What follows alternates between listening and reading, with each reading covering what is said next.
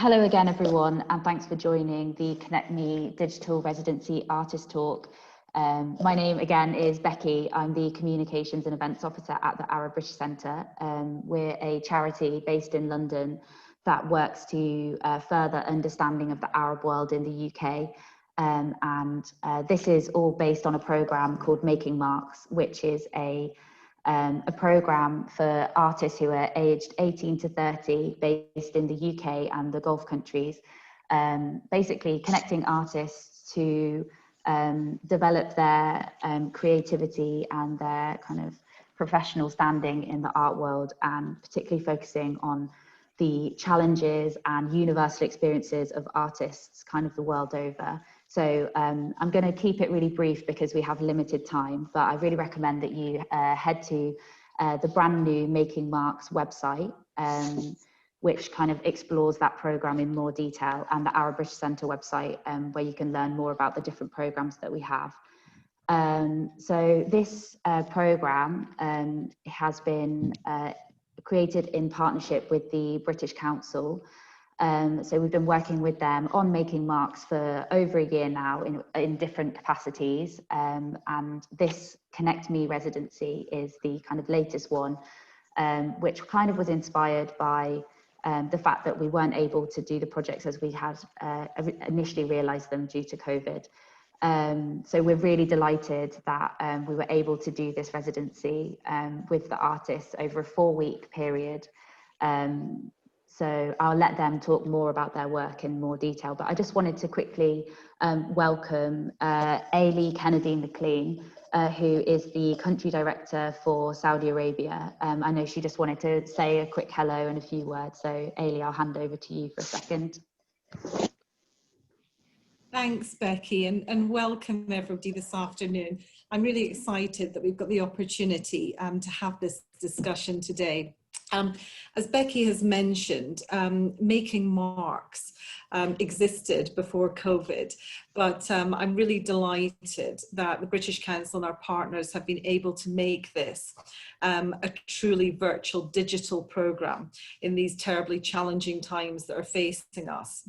Now, in keeping with the spirit of exchange and international collaboration, Connect programme has paired artists in the UK with artists across the Gulf to create new partnerships and new collaborative work that also looks at how digital tools can connect across borders.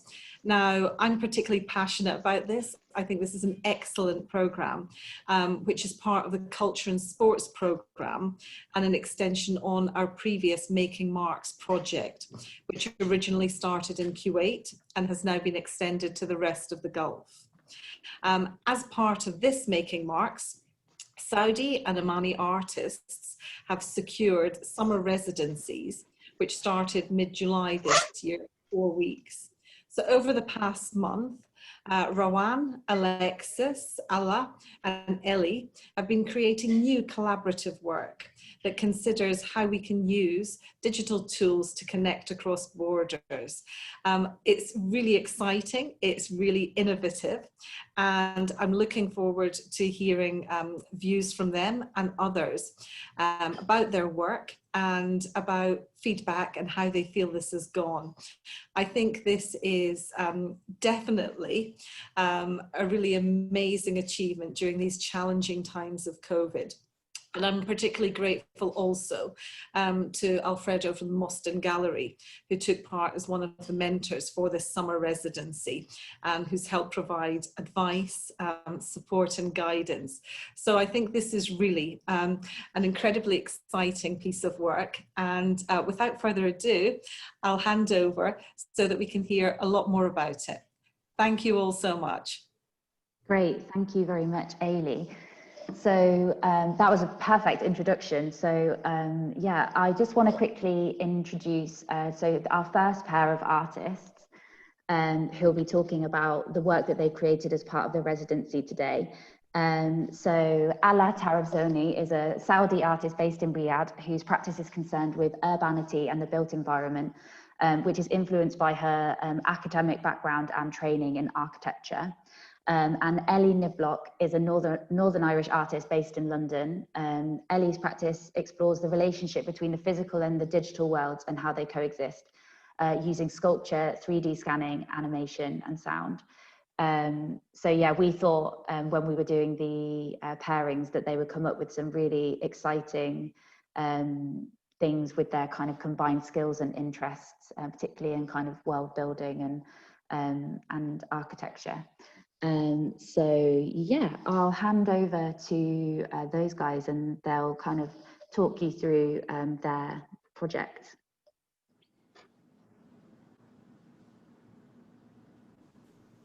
Hi everyone, I'm Ellie, and I'm just going to share my screen with you and show you a bit of a presentation about what me and Alaa have been working on.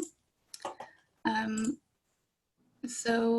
an artist from Northern Ireland, and I'm currently living and working in London. I've just finished my Masters in Fine Art at Central St. Martin's, so I was really excited to take part in this project because it was something that I could work on over the summer, something to keep my practice developing.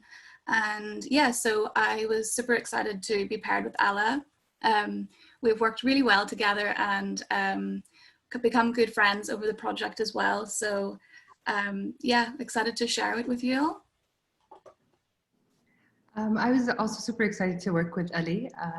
We have this interesting kind of note on the first week or the first meeting we had. We weren't sure of the pairing because our practices are so different, and you can see them on our portfolios or even on our Instagrams. They're so wildly different. That was the first question that we had to the Arab British Centre as well. So can you tell us about the logic of why did you pair us together?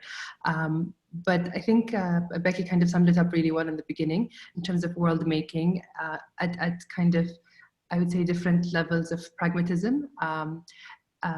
Ellie's work being very fantastical and mine being kind of very rooted in the urban world or urban environment was interesting to kind of see that through in this project as well. And I'm based in Riyadh and I work and live here. And it's been really, really fun doing this residency. So yeah, the title of our work is With Love from Nowhere, the Places of the Not Yet.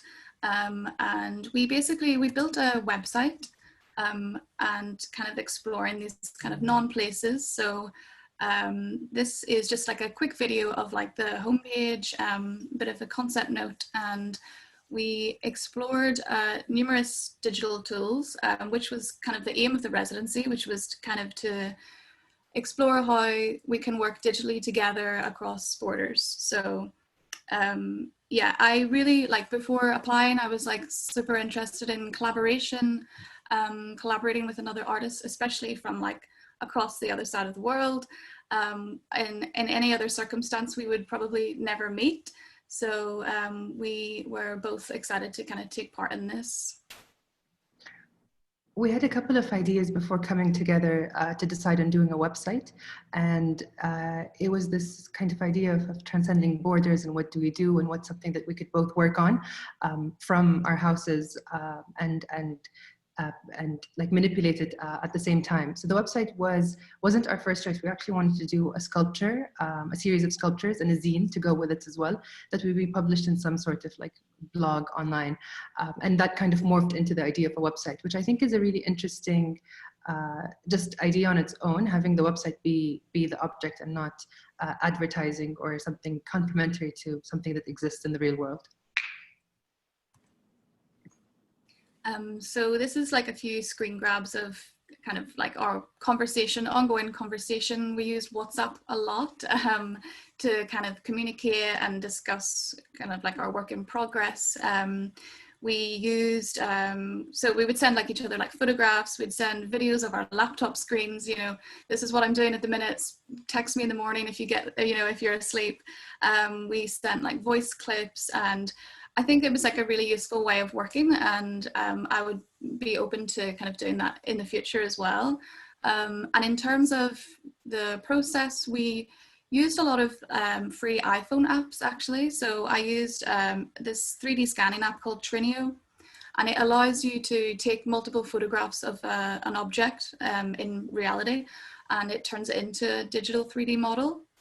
So it kind of gives you, I mean, they're all very lo-fi. It gives you kind of like a glitchy, pixelated look, but that was what we were interested in exploring anyway. We didn't want to give, you know, something away too much. We didn't want to show like the full physical object.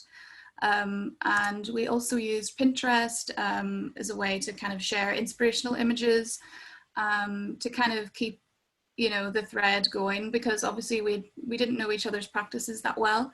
So we kind of had to be on the same page with the kind of aesthetic of the project.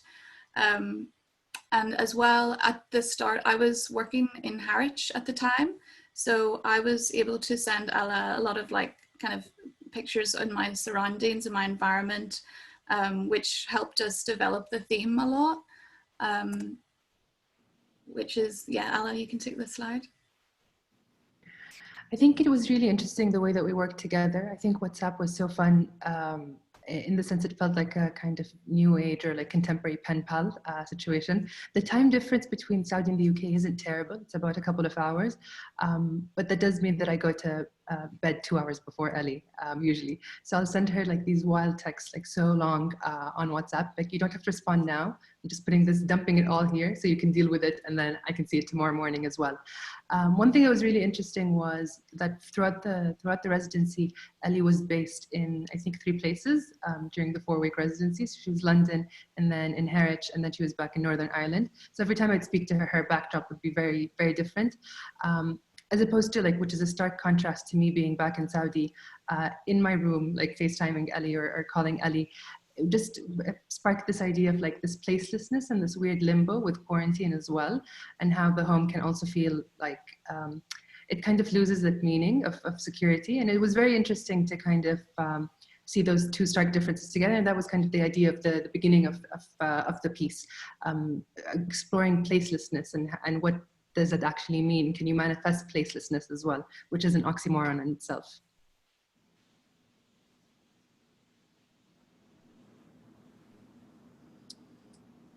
Here we wanted to also, there's just a couple of screen grabs from our WhatsApp chat, and then also our Sketchfab website, which we use to host the 3D models and then download them as well.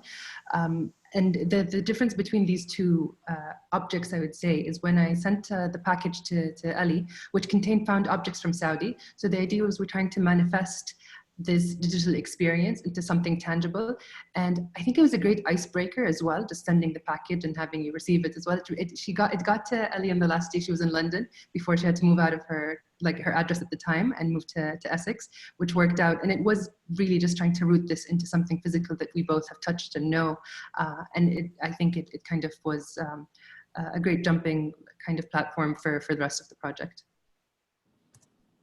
Yeah, so this is a video of me unboxing the package that Alaa sent me. So she collected found objects from her house and sent me them in a box. So I had no idea what I was going to be opening. I had no idea what I was going to be working with. So this was literally the first time me looking at the objects. So I was interested in like the textures of the objects that she sent me, because I really wanted to cast them with like latex and casting resin to kind of build on these non-place sculptures. So I was interested in thinking about how I could incorporate them into my own material processes, which is using a lot of like tactile materials. So after this, then I had kind of like got some ideas about what I would be working with. So this is just like a process video of me pouring the casting resin on top of the 2 of the objects that she had sent. So this material that I work with is, you've got about 2 or 3 minutes to work with it. So you mix it with a catalyst and then it cures over time. So I poured it over the beads and the pom-poms, and then this was the finished image of the sculpture. This photograph isn't actually on the website that we built, so this is something that we didn't actually share with everyone because it was mostly just the 3D scans, so you wouldn't actually see what the real object fully looked like. So this was kind of this is just an example of the last sculpture, but I was using like prompts from Alaa about typography and try and consider how she would be translating the object to digital version. So she was going to manipulate it with 3D software as well. So she had no idea as well what the object would look like. And I think I just showed you like the process video yesterday, Alaa, and you were like, wow, I didn't even know, I hadn't even seen it.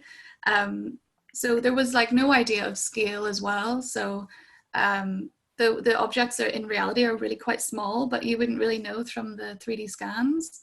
And then this is, yeah. This is also, I would say, another maybe point that we had in terms of kind of the object file or the 3D scan from through the software through Trinio comes out as a 3DM file, which is a regular file that we use in architecture. So I can open it in most of the software that I have from either teaching or from when I was a student, and I could open it on Rhino. And I think this is a video. I don't know if it. Yeah. And it can just show. So I was using a very common kind of like command for the software, which is contouring, and you do it usually for typography. And it's so wild to see Ellie's objects without now in a vacuum alone, but also without the textures. They really are scaleless, and they start looking like typography, which is the only prompt that I'd given Ellie. And it's so wild that we've now translated these objects through drawings and 3D scans, and also interpreting them through audio as well. But they're objects that I've never seen or will see. So in my head, they are these like places now, or like these landscapes, which I think is so fascinating. And yeah, and I think they're beautiful once they're drawn this way. And we have a bunch of maps which kind of mimic a style of like atlas pages for like these non-places on the website. And yeah, I think this is kind of like in a nutshell, like the entire process of these things coming together. We have 3 objects on the website, Pira, Despina, and Valdrada. And one thing that I would want to just add is that one thing that Alfredo was very helpful with was kind of also contextually, like how do we come up with these spaces? In the beginning, we wanted to like think about like, oh, what happens if we take Essex and Riyadh and like combine them together? What would that place look like?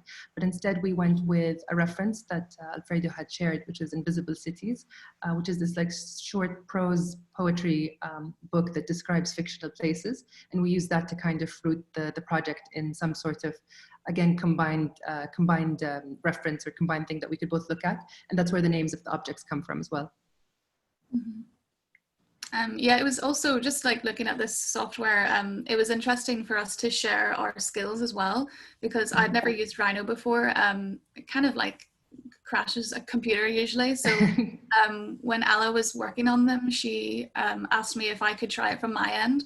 So it's kind of like a live tutorial, you know, on Zoom, and she would kind of be instructing me on how to use it, and which I found quite interesting as well, kind of sharing skills online using the digital platforms as well for that. So.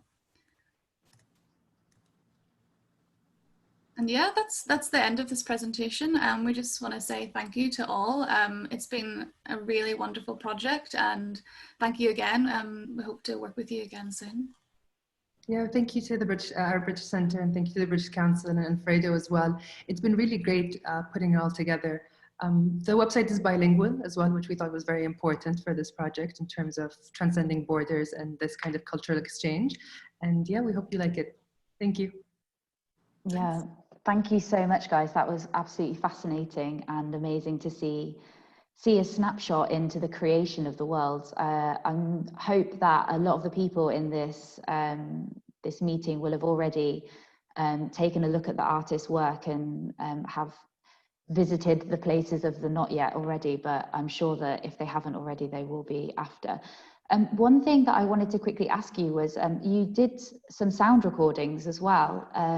How did you go about those and make decisions as to which sounds were where? So as I said before, we were kind of, I was like traveling. Oh no, sorry, I'm just traveling like around, like basically like 3 different places. So I started the project in London, and then I went to Essex, and then I was in Northern Ireland. So I was recording in all of those different places, just like random conversations from people that I was hearing. I was on the beach in Essex, and then I was kind of in the big city in London, and it was nice to kind of compare the two as well. So I like edit them on GarageBand, and I don't really know how we actually in the end kind of chose each sound for each object, but I think when I was making the work in terms of like color scheme and like if I was using like pinks, I was kind of considering like soft color or soft sounds. And another object, Zenobia, it was very like there was a lot of like black silicone and darker colors, so I kind of matched it with the audio. Okay, yeah, I loved listening to them. I found them really peaceful, and like especially when you have, because I know you said it's best listened to seen on a phone, and I really think with headphones as well, it just gives you that kind of makes you feel really like you're part of the place. One thing that was driving us insane when we were doing it is when you are editing the website, you can't turn off the audio. So it keeps on playing as you're trying to edit the website. And it's really annoying, especially if you're trying to listen to someone else or if we're trying to have a conversation. It's just constantly playing on the loop in the background. It was driving me absolutely insane while we were doing it. That's funny. Okay, brilliant. So I'll hand over to Rawan and Alexis now. So we're going to do this slightly differently because I'm going to be asking these guys questions and grilling them on their experiences. But just by way of introduction, so Rawan AlMahrouqi is a multidisciplinary contemporary artist from Oman. Her work focuses on the female experience in the Arabian Gulf, double standards and the thin line between tradition and religion, and an overall social commentary. So we paired Rawan with Alexis Maxwell, who is an interdisciplinary artist based in Merseyside, who blends spoken word and animation into performance art, which embraces the fluidity of race, culture, and sexuality in politically charged performances. So we were both really, really impressed with Rawan and Alexis's applications, and we paired them because we saw lots of kind of synergies between the themes that they worked in and in illustrative styles as well. So we really wanted to see what kind of molding their minds would create. So guys, would you mind just by way of introduction, just briefly summarizing the commission that you've created? Yeah, hi everyone. Thank you for joining us. So should I start with how we came to that idea, or just an overview of the project? So if you just, I mean, hopefully everyone's kind of seen the piece already, but if you just have like a one-liner of what you made, and then start, if you want to start by kind of how you kind of started thinking about it. So it's an hand-drawn animation film, and it talks about our experience with hair. So my experience coming from a different culture than Alexis, and just all the things that kind of make our own separate experiences, and how we kind of wanted to blend them together. And that's the film in a nutshell, I guess. I don't know if Alexis can say anything. Yeah, I think it was this idea of hair being the part of someone that they use to express themselves. And like, I know for me personally, my hair tells people about my ancestors, about my roots. And when you're told its natural state is inappropriate, it's taken away your autonomy. And it's something we see across a lot of cultures, and that's what we have in common, though it's more specifically on women. This idea that a certain control by telling you what's socially acceptable to do with your hair, saying like, this is what you're gonna do, you will do it. Yeah. And I know for a lot of people of colour in the UK, that comes out in microaggressions and people saying their hair looks professional when it's straight, or experiences in school being told that your hair is distracting and it needs to be straightened or put back. And then on the other side of it, people feeling it's an invitation to come into your space and touch it. So I think it's just dehumanizing, and we wanted to connect on that aspect, like how it's dehumanizing that someone else can take control of how we have our hair. Because Rawan, have either of you kind of explored the concept of hair in your individual work previously, and how did you come to kind of like begin to think about developing this idea into your piece? Yeah. So in our first meeting, we were discussing the themes that we're interested in and the things that maybe we have worked on before. And we both really related on hair. I have done a few works about hair, and I just shared that with Alexis, and immediately we had that connection. Even though, you know, her experience is very different from mine, but still we do share something in common, like the autonomy and feeling like people are telling you what to do with your hair. So that's when we decided, okay, let's stick with this. Let's see what we can do with the hair. Yeah. Great. And so, talk us through the process of once you've decided that this is the theme. So, how did you begin to develop your idea, and also like how was the process? Was it easy to begin to think about how you were going to progress the idea, or how did you explore that? I think we both were really interested in telling stories and making it very personal. So that's what when we had our meetings alone, we kind of started to tell stories and see what we're comfortable with sharing. And we really wanted to share how our experiences about our hair made us feel. So it's we kind of also decided to borrow from each other's practices. So I never ever have done anything with spoken word, or I never use my voice in any of my work, and that's what Alexis does. So we decided to write it down as if we're like writing it down in a diary, or as if we're having a conversation with ourselves to make it more intimate. And that's where we decided to combine the two and see if we can, you know, put the text with the drawings. I think that was a good explanation. I don't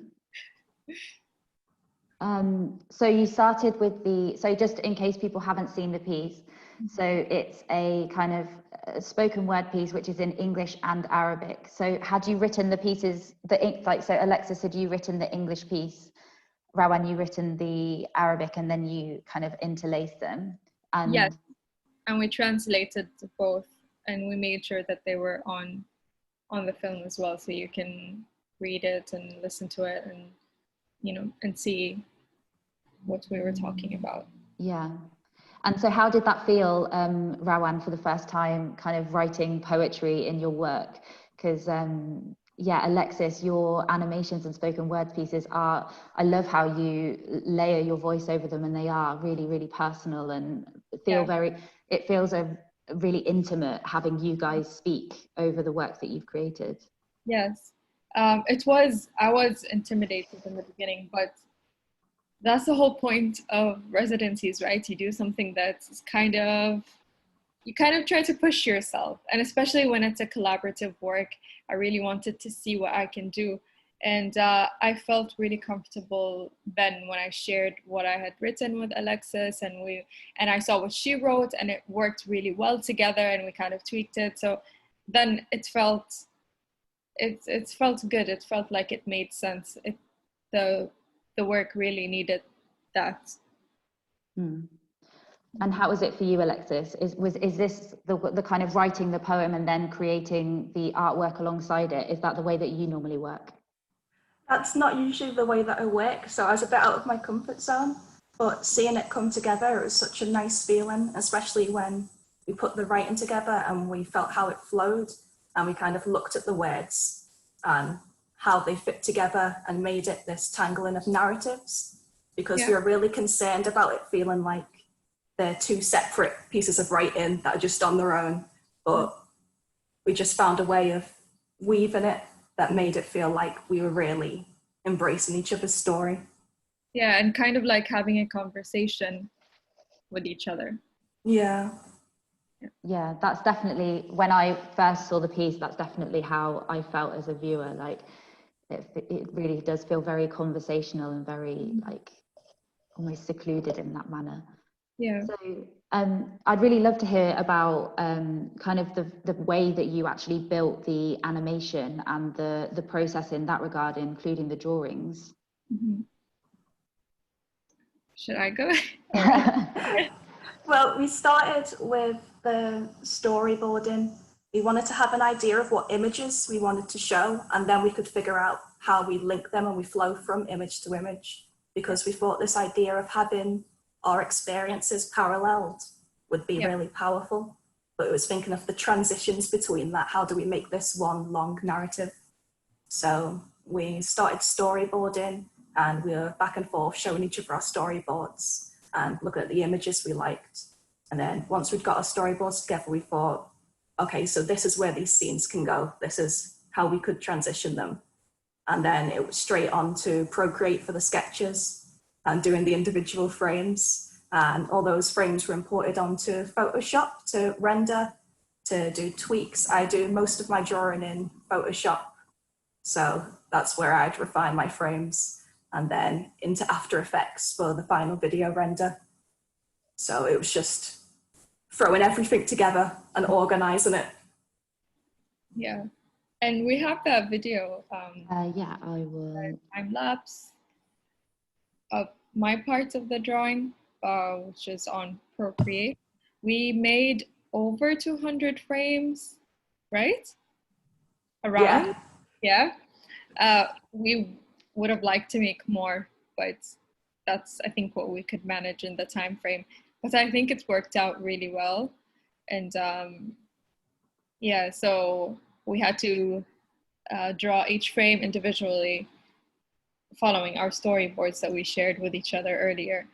And this is just a time-lapse video of the work, or how the work would usually go. So this is right in the beginning of the film. And yeah, it goes on. Throughout the animation, we wanted it to look like it was linked. We didn't want it to look like we'd just drawn something separately. So we made sure the aesthetic matched. We wanted to keep it really cohesive and fluid. And we even had some running motifs in mind that we wanted to have throughout. In the text, there was one theme of plant life, this idea of hair as a garden that's planted for you and passed down over generations. And it really comes down to the idea of your roots and where you come from and how that manifests physically and how you display that. Mm-hmm.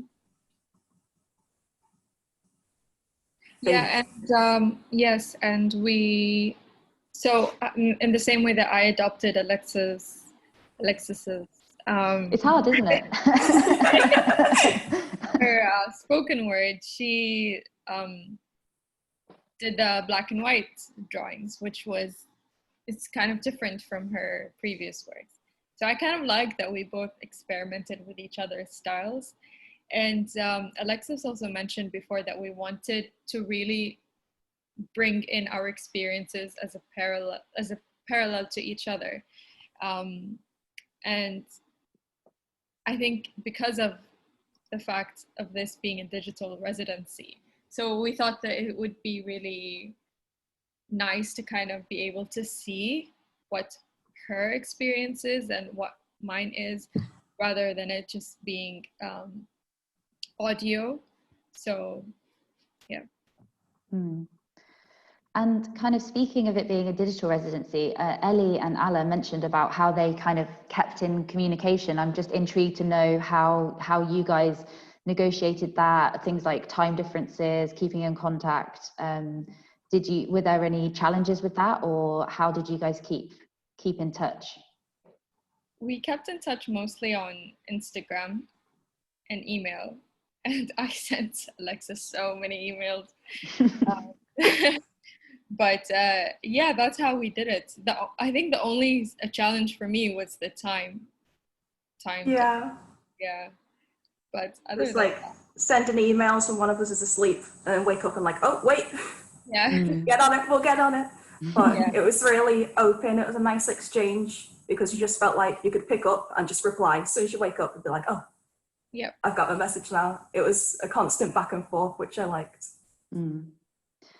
Yeah, that's really brilliant to hear, because obviously in a kind of what would have been a usual in-person residency, you would have such an intense period of time spent in the company of another person if you were collaborating.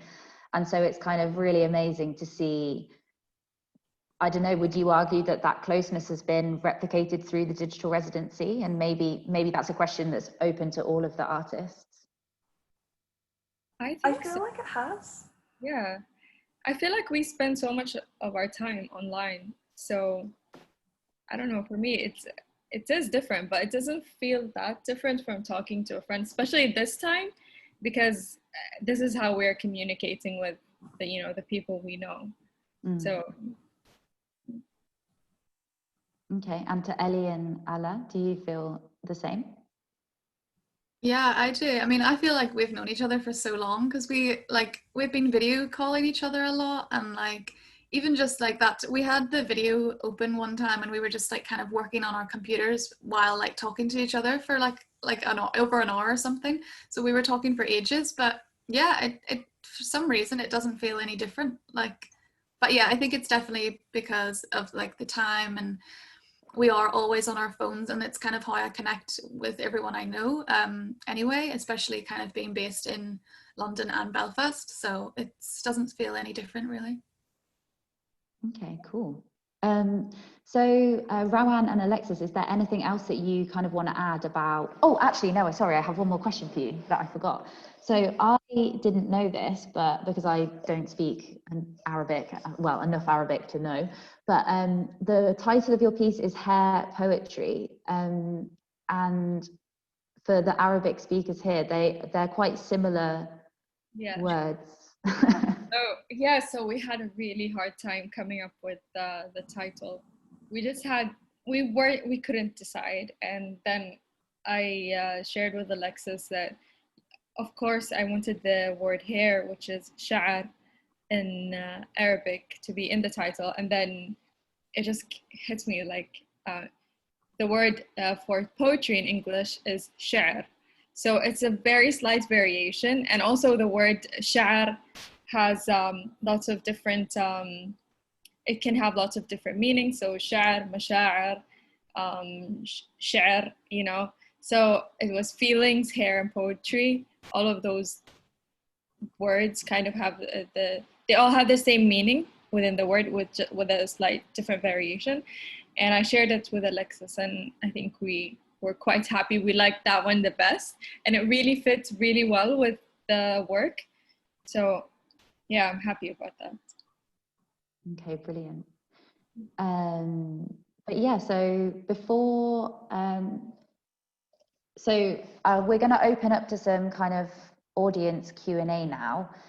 We have about 20 minutes. And so I guess the way that, depending on how many questions there are, the way that usually works, because I didn't say at the beginning, is that if you send them into the chat, I can read out the questions and then the artist can answer. Or if you really want to ask the artist the questions yourself, then interrupt me and you can speak to them. But I also just wanted to quickly invite Alfredo to ask any questions he might have to the artists, because you've been working so closely with them over the last 4 weeks and providing like fantastic mentorship to them. So yeah. Yes, thanks, Becky. Yes, it's absolutely brilliant to see the work, the kind of the works of the 4 artists live online. I think it's just an amazing achievement in this. Actually, also considering the relatively short amount of time, and we were meeting actually every week. and it was always like, oh, how is it going?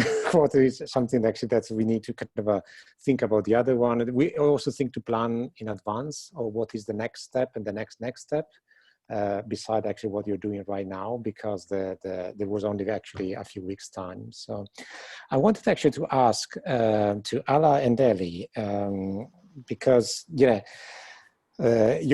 were wondering why we kind of paired together, and actually Becky put it very well at the beginning as this making war type of things, and to me was also your sort of a shared interest in a form of a landscape, which was to me is about this almost the sculptural dimension of reality, and which obviously you filter through your own respective work, because in terms of actual sculpture and architecture. And I was wondering actually, is it this aspect you think that click between you two in realizing the work, or were there any other sorts of overlaps between your two sort of approaches and practices as such? I think that might have been maybe the main thing in terms of kind of catapulting the work and kind of moving forward with it. I think also some notions that I thought were very interesting that Ellie works with are kind of this line between the grotesque and the beautiful as well, and exploring the sublime, and a lot of these things that are, and in terms of my work, in terms of like understanding utopias. So all of these things that work better, I would say, as a thought process, and maybe not necessarily manifested into something, and trying to manifest something that is almost impossible to do so, or super subjective. So how do you get everyone to kind of agree, or the viewer to agree with the proposition that you're putting forward? But I would say because the residency, I think 4 weeks is really good for the residency. It's just enough time to obviously get something, like to form a relationship and come up with something. But it also felt like an abridged, almost compressed friendship. So Ellie, when she was saying we just have like the chat open and we're just like working, it felt like studio. Back when I was in school, and he has just graduated, so it's something that she's very familiar with. So it did feel organic, and I think there is a friendship that's beyond also the work. So there are more things in common. Which was really interesting. But in terms of the work, I would say this interest in kind of the metaphysical sense of place was really interesting. No, thank you. And I wanted to ask also to Rawan and Alexis, because from the very beginning, at least to me, your actually approach to work, there was clearly a close connection, because you both actually starting from your own personal experience as artists and as a woman, and then you kind of expanded from that one outwards, and you really worked well together to an extent that it was, I mean, to me, as from a curatorial point of view, almost it looked like you were kind of an established duo. Because you were actually, it was so seamlessly the connection between the drawings and the sound pieces and the scripts and the storyboarding. And I was wondering, have you experienced this type of flow, let's say, with other artists before, or is it something that you usually do and work in collaboration with someone else? Or would it be would have been a sort of a type of a new discovery for you? Okay, I'll go. So I don't know. I think for me, yes, we did have a really great connection, but I think the online aspect of it kind of made it that way somehow. Mm-hmm. It was just more easier to communicate. I don't know how to explain it, but I felt like you feel more free to, just say what you want to say. I'm trying to think like if it was in person, I'm sure we would have the same connection, but thinking of my other collaborations with artists, you're always kind of worried about maybe we're not going to see eye to eye on something. I don't know, but I think it was, I felt very comfortable with the online aspect of it. I do think the online space made it really open, where you weren't afraid to say, oh, maybe not this idea, maybe this instead, or let's change this. Yeah. And I don't know how much that comes down to us paired together or us paired together online. Mhm. But it did feel like it just flowed a lot smoother than it usually does in collaborative work. Yeah. Yeah. That's an interesting thing, because I also, for what Ellie and Alaa was saying, that you become some sort of a, almost finishing each other's sentences at some point, actually, and you were working beside having a conversation, which I think it's something that maybe, yeah, the online dimension actually brought it together in a more powerful way, because also for a lot of people around the world, there was no other option in a way. And they kind of a sort of a channel this sort of energy, maybe. I don't want to philosophizing too much about it, but I think it's an interesting aspect to consider. Yeah.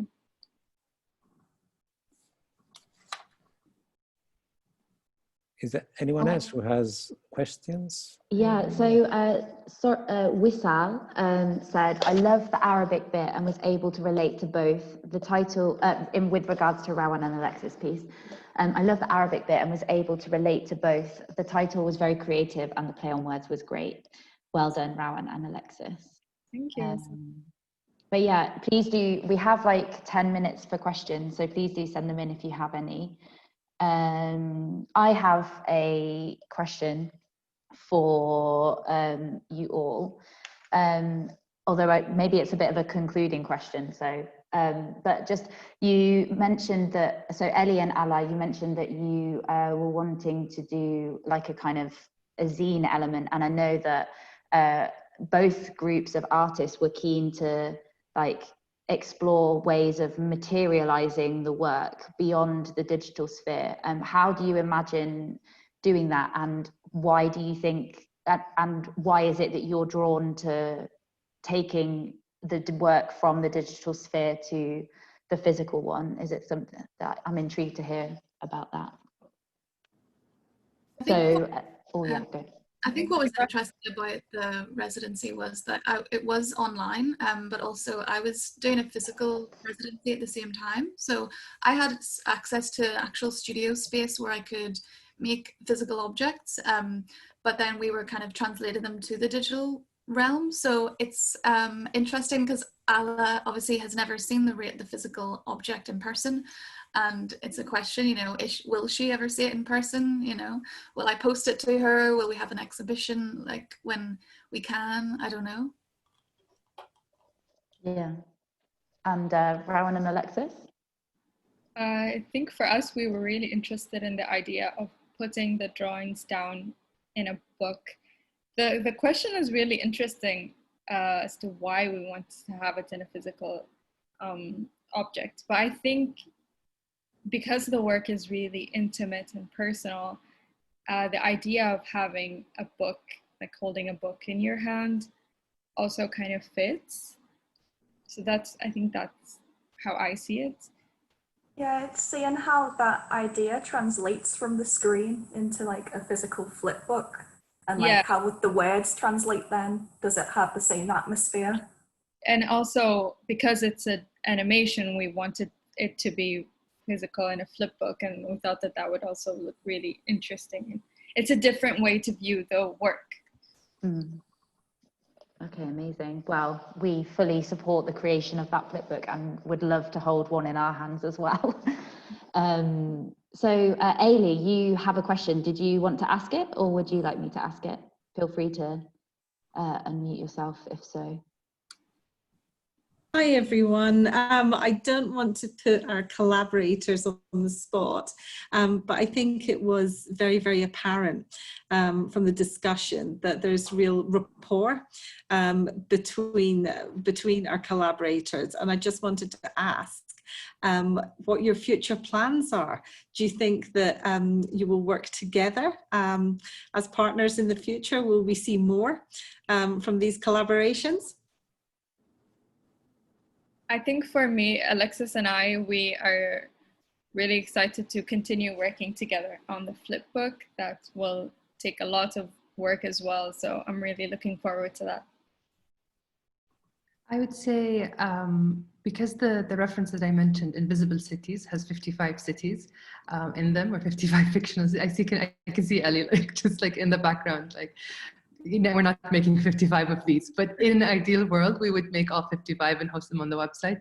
I could see this as something that's a continuous project that we work on at our own pace and kind of like figure out, as opposed to compressing them in 3 weeks. We actually had 4 objects in the beginning, and we omitted one of them because it just like aesthetically wasn't working and it was kind of getting stuck. But it would be interesting to tackle all those 55 cities and host them on the website slowly over the year. I like the ambition. That's a lot, but that would be amazing.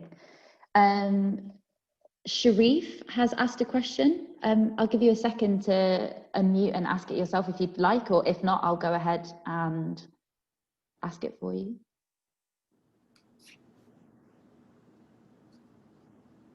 Okay. Yep. He's... Oh, hello. hi. Good afternoon. Here, Sharif. I have a question about the experience of Rawan and Alex. Your idea, I think, is a brilliant idea, but the rest of your movie, I can't decide how it comes. What's the end of your movie starting from here, Shar yani.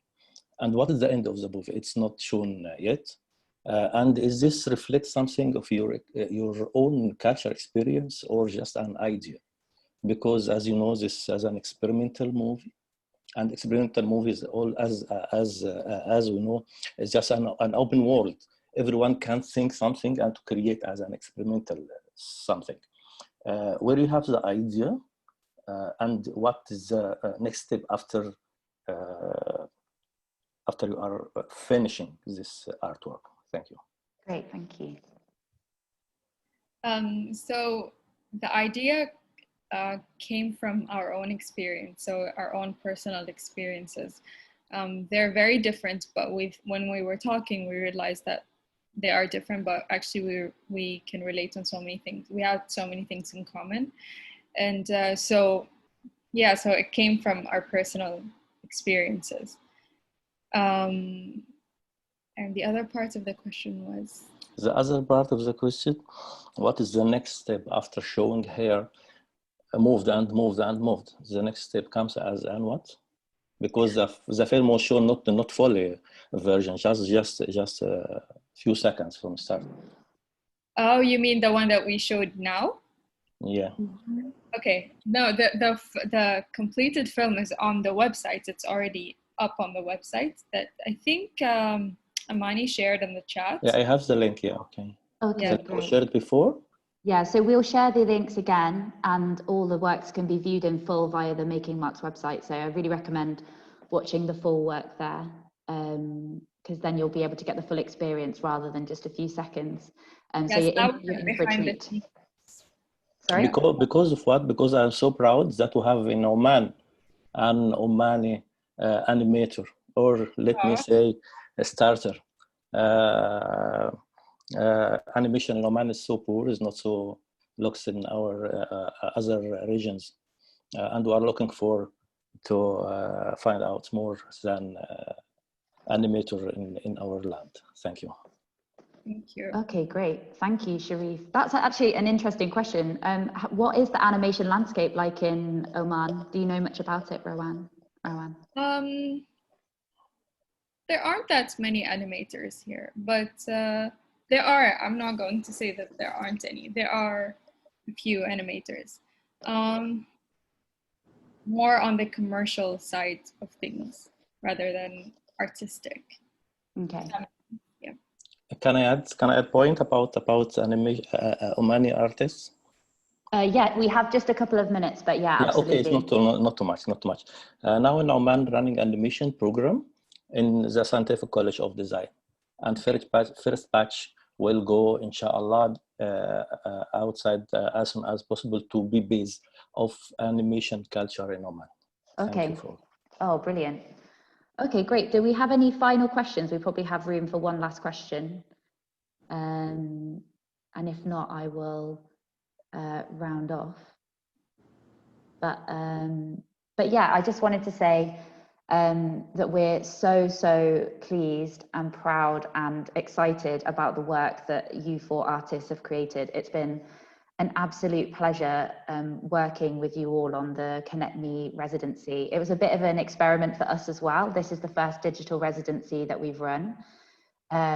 So we're really happy with how it's gone, and we're really excited to continue doing it. So we have another digital residency happening towards the end of this year. So we'll be launching another open call for artists based in the UK and based in the GCC countries for that in the coming months. So if there's any artists in the chat today, do keep your eyes peeled, because there is a wealth of opportunity in the digital residencies to be involved, basically. But yeah, and just a few other thanks as well. Thanks so much to everyone at the British Council for being our partners on this project and continuing to be really flexible in the wake of what we can all agree is the craziest year ever, and to be able to be commissioning work at this point and providing an opportunity for artists to be making work is something which is really, really valuable. So it's amazing to be part of that and work with you guys on that. Alfredo, thank you as well for your mentorship to the artists. It's been an absolute pleasure. And thank you. Yeah, I would just really invite everyone here to visit the Making Marks website. So it's www.makingmarks.uk, as well as the work that's been created as part of the ConnectME residency. There's also the digitized artwork of the 8 artists from Kuwait and the UK who are in a different phase of the Making Marks program, Making Marks Kuwait. And so with everything from photography and sculpture to dance films, there's a real kind of broad array of creativity and artwork that's been created by artists undergoing similar programs. And that is the new home of Making Marks commissions, and it's just going to continue to grow and grow as we work with more amazing artists, basically. So yeah, thank you all so much for attending, and yeah, we'll hopefully see you all soon.